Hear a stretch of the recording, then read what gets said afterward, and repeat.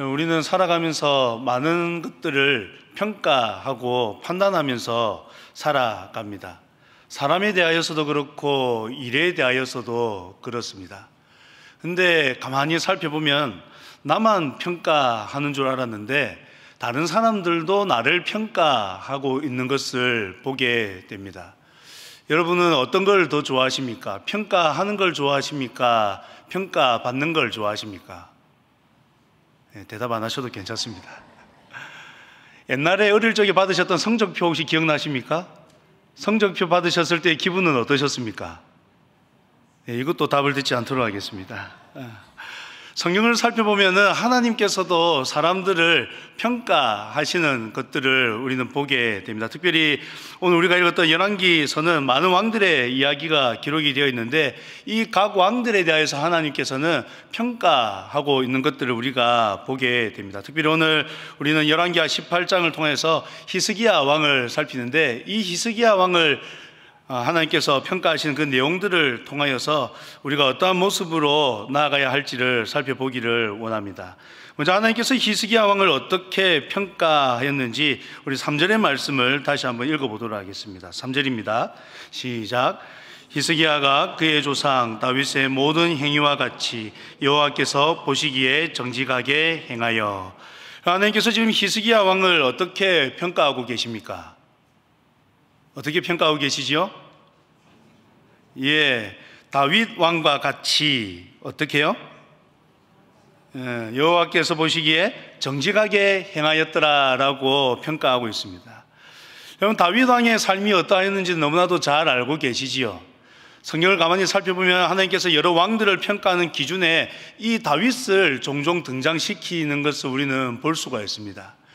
다윗을 따라서 선하게 행하였는지 다윗의 길을 따라 걷지 않았는지를 가지고 평가하는 것들을 볼 수가 있는데 이 다윗은 하나님께서 보시기에 내 마음에 합한 사람이다라고까지 평가했던 인물이었습니다. 우리가 이 다윗 하면은 떠오르는 장면들이 너무나도 많이 있지 않습니까? 그는 철저하게 하나님을 의지하는 삶을 많이 보여주었습니다. 그가 썼던 시편들을 한번 생각해 보십시오. 그 시편들을 가만히 읽어보면 하나님을 높이고 하나님을 찬양하고 하나님을 향한 아름다운 고백들이 많이 기록되어 있는 것들을 보게 됩니다.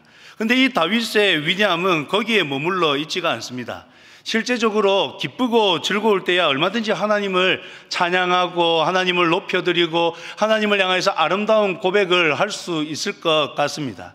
근데 다윗이 썼던 시편들의 내용을 가만히 살펴보면 꼭 행복할 때만 하나님을 찬양하고 하나님을 찾았던 것은 아니었습니다.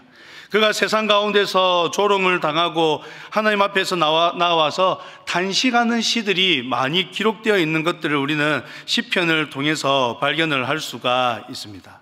삶 가운데에 지쳐갈 때마다 그는 하나님 앞에 나와서 토로함으로 인하여서 다시금 하나님의 은혜를 힘입어 세상 가운데로 나아가고 있었던 것을 우리는 시편의 많은 시들을 통해서 발견할 수가 있는 것이죠. 이 다윗의 위대함은 바로 여기에 있는 것입니다. 힘들고 어려운 그 순간에도 포기하지 않고 하나님을 떠나지 아니하고 하나님께로 가까이 간 것, 하나님을 철저히 의지하고 하나님으로부터 힘을 얻으려고 했던 그것이 이 하나님으로부터 내 마음에 합한 사람이라는 평가를 받게 이르렀다는 것이지요. 근데 여러분, 오늘 히스기야가 어떻습니까? 히스기야도 이런 평가를 받고 있습니다. 3절 말씀을 다시 보시면 히스기야가 그의 조상 다윗의 모든 행위와 같이 여호와께서 보시기에 정직하게 행하였다라고 기록을 하고 있죠. 이 말은 극찬입니다. 다윗이 하나님의 마음에 합한 사람이라는 평가를 받았던 사람이지 않습니까? 그런데 이 히스기야를 향하여서 다윗의 모든 행위와 같이 여호와께서 보시기에 정직하게 행하였다라고 말하는 것은 그야말로 극찬인 것이죠. 그렇습니다. 다윗의 모든 행위와 같이 행한다라는 것은 결국 여호와 보시기에 정직하게 행한다라는 것입니다. 이것은 결국 삶의 기준이 다른 그 무엇이 아니라 여호와라는 것을 의미하는 것입니다. 하나님이 여러분 기뻐하시는 삶의 모습은 바로 하나님이 기준이 되는 삶입니다. 하나님을 중심에 모시고 하나님을 기준으로 삼고 나가는 그 삶을 하나님께서 기뻐하시는 것이지요. 그렇다면 우리는 좀 더 구체적으로 이 히스기야의 삶을 살펴볼 필요가 있겠습니다. 과연 하나님께서는 히스기야에게서 무엇을 보셨기에 그를 향해서 이러한 극찬을 하실까요? 먼저 히스기야는 하나님만을 섬기기 위해서 최선의 노력을 다했던 사람이었습니다. 우리 4절의 말씀을 함께 읽어보겠습니다. 4절입니다. 시작. 그가 여러 산당들을 제거하며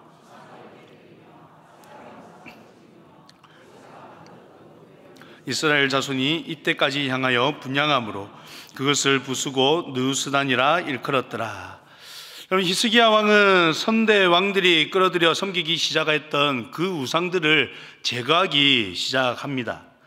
여러 산당을 제거하고 주상을 깨뜨리고 아세라 목상을 찍었습니다. 히스기야 왕 앞에도 이렇게 우상을 제거하기 위해서 노력했던 왕들이 있었습니다. 그런데 그들은 산당을 제거하는 데까지는 이르지 못했었습니다. 근데 히스기야는 산당을 제거하는 데까지 이르고 있습니다. 이것만 해도 대단한 업적입니다. 왜요? 이전의 왕들은 그것조차 하지 못했었기 때문입니다. 근데 4절 말씀 끝부분에 보면은 조금 신기한 게 나옵니다. 느우스단이라고 말하고 있는 건데요. 4절 중반부부터 보시면 이렇게 기록되어 있습니다. 모세가 만들었던 놋뱀을 이스라엘 자손이 이때까지 향하여 분향함으로 그것을 부수고 느우스단이라 일컬었더라. 여러분, 모세가 만들었던 놋뱀은 기억나시죠? 광야에서 만들었던 놋뱀입니다. 민수기 21장을 보면은 이스라엘 백성들이 홍해길을 따라서 에돔 땅을 우회하려 했다가 길로 인하여서 마음이 상하는 일이 있었습니다. 그때 하나님께서는 그들에게 불뱀을 보내어서 그들을 징계, 책망하셨습니다. 불뱀이 그들 가운데에 나타남으로 인하여서 많은 사람들이 물려서 죽는 일들이 벌어졌습니다. 근데 그러한 일을 겪는 가운데에 그들이 하나님께 긍휼을 구했을 때 하나님께서는 모세를 통해서 이 불뱀을 만들어서 장대 위에 달아서 높이 들어라 라고 했습니다. 그리고 그것을 본 사람들은 다 살게 해 주셨습니다. 그때 만들어졌던 게 오늘 이 4절에 나오는 놋뱀입니다. 느우스단이라고 불리는 이것이지요. 노수를 만든 이 불뱀은 참으로 하나님이 어떻게 자신들 가운데 역사하셨는지를 보여주는 것이었습니다. 하나님께서 행하셨던 그 일을 다음 세대가 기억할 수 있도록 많은 것들을 지시하셨습니다. 그 가운데 하나가 기념비를 세우는 것이었습니다. 대표적인 것이 요단강을 건널 때에 그 강 바닥에서 각 지파별로 돌을 하나씩 취하여서 쌓아서 기념비를 세우는 것이었지요. 하나님께서는 다음 세대로 하나님께서 행하셨던 그 일이 이어질 수 있도록 기념비를 세우도록 하셨습니다. 어떻게 보면 지금까지 보관되고 있었던 이 놋뱀은 그러한 측면에서 보관되고 있었는지 모릅니다. 하나님께서 그들 가운데 베풀어 주셨던 은혜를 상기하기 위해서 보관을 하고 있었던 것 같습니다. 근데 여러분, 이것이 하나님의 은혜를 상기하게 하는 것으로 끝난 것이 아니었습니다. 4절 말씀을 다시 한번 더 자세히 보시면은 모세가 만들었던 놋뱀을 이스라엘 자손이 이때까지 향하여서 무엇했다라고 합니까? 분향했다라고 이야기를 하고 있습니다.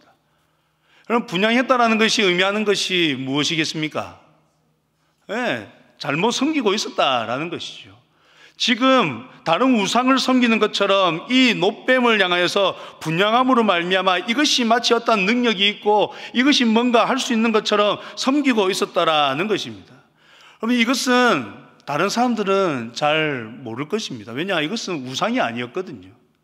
우상이 아니었습니다. 하나님의 은혜로부터 주어진 것이었습니다. 근데 이스라엘 백성들은 이것을 잘못 섬기게 되어 버렸습니다. 우상이 되어 버린 것이죠. 사람들이 얼마나 눈에 보이는 것에 약합니까? 견물생심이라는 말 들어보셨지요? 같은 값이면 뭐가 더 좋습니까? 다홍치마가 더 좋습니다. 눈에 보이는 것에 현혹이 되고 우리는 눈에 보이는 것을 의지하는 경향들이 있습니다. 여러분, 하나님은 눈에 보이십니까? 보이지 않습니까? 답이 선명하게 나와야 됩니다. 하나님은 보이십니까? 보이지 않으십니까? 안 보이시죠? 하나님은 영이시기에 보이시지 않습니다. 그러나 하나님은 살아 계십니까? 살아 계시지 않습니까? 살아 계시는 분이십니다.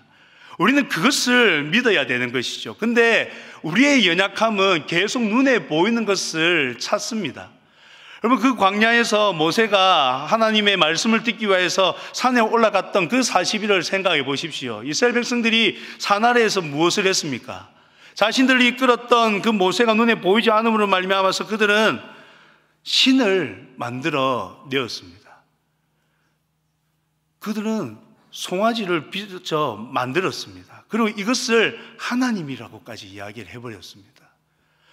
하나님의 말씀을 듣고 자기들을 이끌던 모세가 눈에서 사라지니 또 다른 눈에 보이는 무엇인가를 만들어 내어버린 것이 인간의 연약함이라는 것이지요. 지금 이 느후수단이 바로 그런 것입니다. 근데 여러분, 이것이 이 이스라엘 백성들에게만 있겠습니까? 우리에게는 이런 것 없을까요? 다른 사람들은 모릅니다. 다른 사람들은 모르는데 나만 아는 것 있을 수 있습니다. 이것이 분명히 하나님의 은혜를 더욱더 상기시키고 하나님께로 나아가는 대로 도움을 줘야 되는데 그러지 아니하고 오히려 그것에 집착하게 된 것이 있을 수 있습니다. 우상화되어 버린 것들 말입니다. 우리는 그것을 제하여 버려야 됩니다. 지금 히스기야가 하는 것을 보십시오. 여러 산당들을 제거하고 주상을 깨뜨리고 아세라 목상을 찍은 것으로 끝난 것이 아니라 이스라엘 백성 안에서 은연중에 섬기고 있었던 이 느후스단을 완전히 부수는 것을 볼 수 있습니다. 우리가 해야 되는 것이 바로 이것이지요. 우리 안에 들어와 있는 죄는 없는지를 살펴야 됩니다. 하나님께서는 히스기야의 이러한 모습을 보고 지금 그를 향하여서 다윗의 모든 행위와 같이 여호와께서 보시기에 정직하게 행하였다라고 평가하고 있는 겁니다. 그렇다면 우리도 하나님 앞에 이러한 평가를 받기 위해서 어떻게 해야 되겠습니까? 우리도 우리 내면을 잘 들여다봐야지. 잘 들여다봐야 됩니다. 내 속에 나만 알고 있는 죄는 없는지를 살펴야 됩니다. 투세라는 말이 있습니다. 투세. 펜싱 용어인데요. 그 뜻이 무엇일까요? 역시 잘 아시는군요. 수준이 많이 높으십니다. 투세라는 말은 찔렸다라는 말입니다. 이게 펜싱이 원래 무예로 시작되었기 때문에 사실 이렇게 점수 내고 이기고 지는 것이 그렇게 중요하지 않았다라고 합니다. 그래서 그 빠른 칼의 움직임을 판단하는 기준이 찌는 사람에게 있는 것이 아니라 찔린 사람에게 있다라고 합니다. 찌는 사람은 정확하게 찔렀는지 잘 모릅니다. 빨리빨리 하다 보니까 정확하게 찔렀는지 어떤지를 잘 모릅니다. 근데 누구는 알까요? 찔린 사람은 아는 겁니다. 그래서 찔린 사람이 투세라고 외쳐줄 때에 그것이 이제 점수가 되고 하는 것이죠. 여러분, 우리도 이렇게 해야 됩니다. 하나님 앞에서 여러분, 우리가 외쳐야 되는 게 바로 이 투세와 같은 말입니다. 하나님, 내가 찔렸습니다. 내가 넘어졌습니다. 내가 죄를 범했습니다. 라는 말을 하나님 앞에 할 수 있어야 된다라는 것이죠. 다른 사람들이 볼 때는 멀쩡합니다. 다른 사람들이 볼 때는 멀쩡하다 못해 아주 은혜로 충만한 것 같이 보입니다. 근데 나만 아는 죄가 분명히 있을 수 있습니다. 아니, 있습니다. 그때 우리가 해야 되는 것은 무엇이겠습니까? 하나님 앞에 가서 내려놔야지요. 하나님 앞에 가서 토해내어야지요. 하나님, 제가 잘못했습니다. 이것에 넘어졌습니다라고 이야기할 수 있어야지요. 그렇게 할 때에 우리는 하나님으로부터 이 히스기야가 받았던 것과 같은 이런 평가를 받을 수 있는 것입니다. 다른 사람들이 모른다고 해서 가만히 묵혀두는 것이 아니라 하나님 앞에 정직하게 나가서 그것을 모두 내려놓을 때에 비로소 우리는 하나님으로부터 이러한 평가를 받을 수 있는 것이죠. 두 번째로 히스기야는 하나님만을 의지하였습니다. 5절과 우리 6절의 말씀을 함께 읽어보겠습니다. 5절과 6절입니다. 시작. 히스기야가 이스라엘 하나님 여호와를 의지하였는데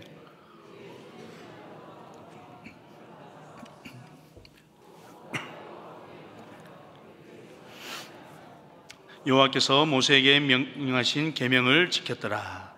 5절 말씀을 보시면은 히스기야 왕이 여호와를 의지하였다라고 말하고 있습니다.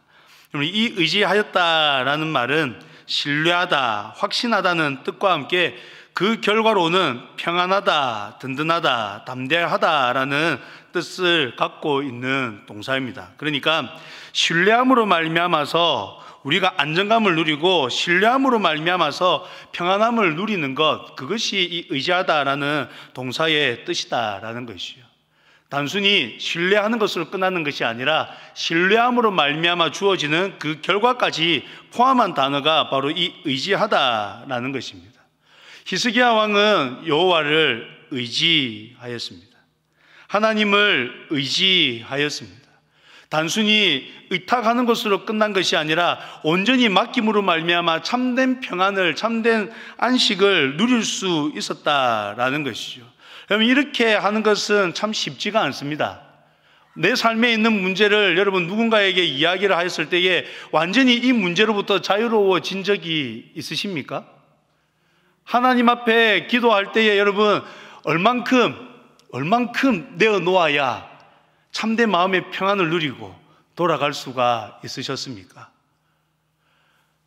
정말로 삶의 깊은 문제로 인하여서 하나님 앞에 내어놓고 기도할 때에 우리는 때로는 정말 마음의 평안을 누리고 돌아가기도 합니다. 근데 참 그것이 쉽지가 않습니다. 왜냐? 문제는 그대로 남아있기 때문이지요. 기도하는 그 순간에는 마음의 안식을 누리는 것 같지만 자리에서 일어나는 순간 아직까지 해결되지 않고 있는 그 문제가 다시금 생각이 나고 나의 마음에 있는 평안을 앗아가는 것들을 경험을 하고는 합니다.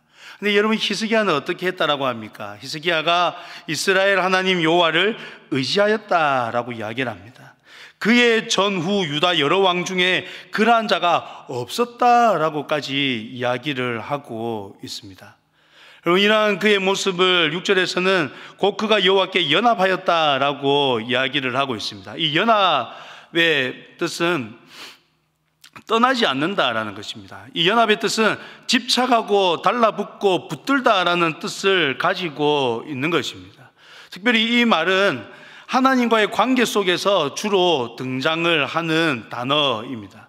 이스라엘 하나님께서 당신의 백성으로 선택한 민족이었으므로 그들은 하나님만 온전히 신뢰하여야만 하였습니다. 그리고 그러한 의지는 마치 신체의 각 부분이 뼈에 붙어 있는 것처럼 서로 분리할 수 없을 정도로 밀접하게 이루어져야만 하였습니다. 여기에서 사용된 연합이 그것을 이룬 모습이다라는 것이죠. 그럼 히스기야는 여호와 하나님과 떼려야 뗄 수 없는 관계를 형성하였습니다. 그러나 하나님과의 연합의 터 위에서 하나님과 믿음의 교제를 할 수 있었던 것입니다. 그리고 이것을 강조하기 위해서 절대 부정을 뜻하는 이 단어를 사용하여서 히스기야가 하나님으로부터 결단코 떠나지 않았음을 강조하고 있는 것입니다. 히스기야는 철저하게 하나님께 연합되어 있었습니다. 그에게서 떠나지 아니하였습니다. 그리고 그는 여호와께서 모세에게 명령하신 이 계명을 모두 지켰습니다. 여러분, 계명이 무엇입니까? 하나님의 말씀입니다. 하나님의 뜻입니다. 하나님께서 지키라라고 주셨던 말씀이 바로 계명입니다. 계명은 10계명으로 요약할 수가 있고 이 10계명은 하나님 사랑과 이웃 사랑으로 또 요약을 할 수 있을 것입니다.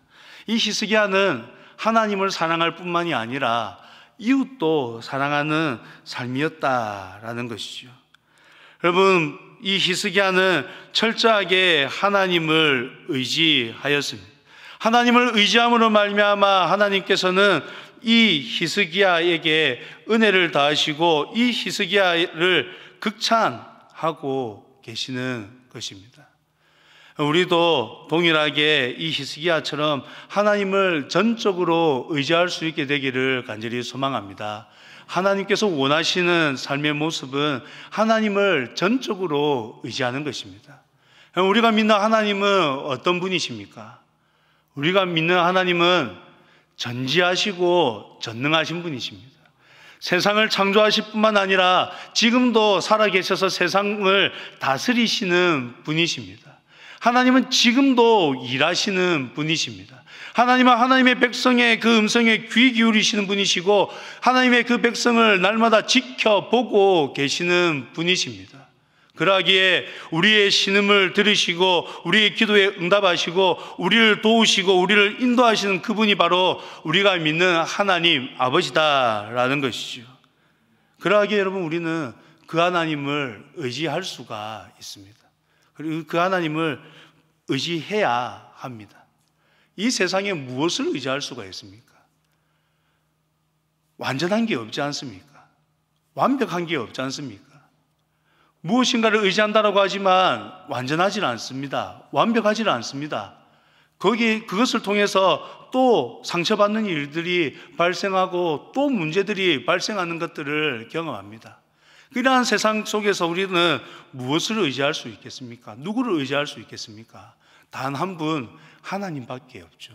하나님께서 우리를 먼저 불러주셨습니다. 하나님께서 우리를 먼저 불러주셨기에 우리는 담대하게 하나님을 의지하는 자리로 나아갈 수가 있는 것입니다. 바라긴 우리 모든 성도님들이 전적으로 하나님을 의지하며 하나님의 도우심을 힘입어 나아가는 삶이 되기를 간절히 소망합니다.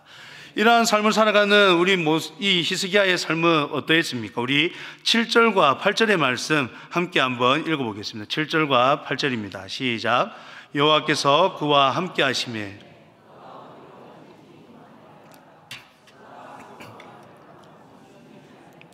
그가 블레셋 사람들을 쳐서 가사와 그 사방에 이르고 망대에서부터 견고한 성까지 이르렀더라. 하나님이 그를 형통하게 해주셨다라고 기록을 하고 있습니다. 하나님 앞에서 최선을 다했던 이 히스기야, 하나님을 전적으로 의지하며 나아갔던 이 히스기야를 향해서 하나님께서는 그와 함께 해주심으로 말미암아 그가 어디로 가든지 형통하게 해주셨습니다.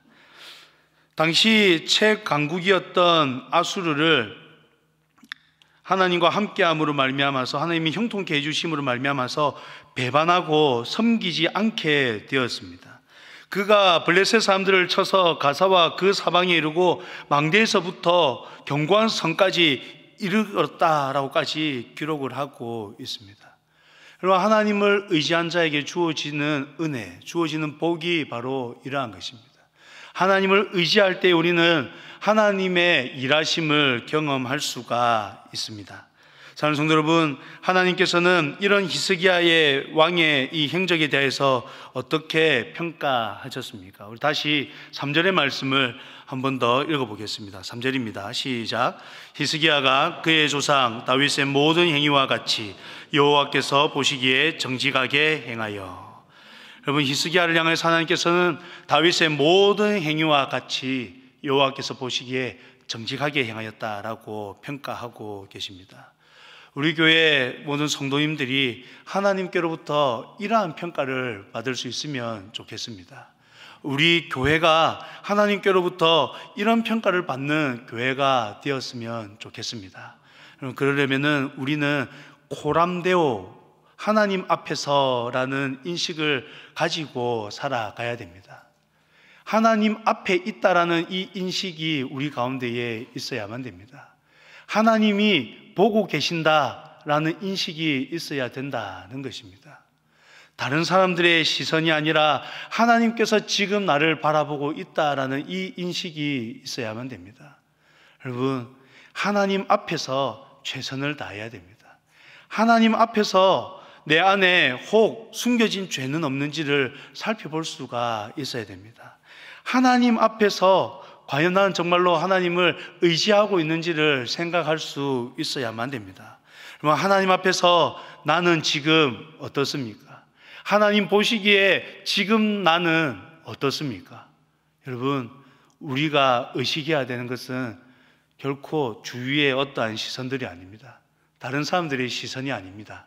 우리가 의식해야 되는 것은 하나님 한 분밖에 없습니다. 여호와 보시기에, 여호와께서 보시기에 우리가 어떻게 살아가느냐, 어떻게 행하느냐, 이것이 참으로 중요합니다. 바라기는 우리 울산교회 모든 성도님들이 하나님 앞에 있다, 하나님께서 보시고 있다라는 이 인식을 온전히 하며 나아가서 정말로 하나님께서 기뻐하시는 대로 살아가고, 그렇게 함으로 말미암아 하나님의 일하심을 풍성하게 경험하며 나아가시는 우리 모든 성도님들이 되시기를 간절히 소망합니다.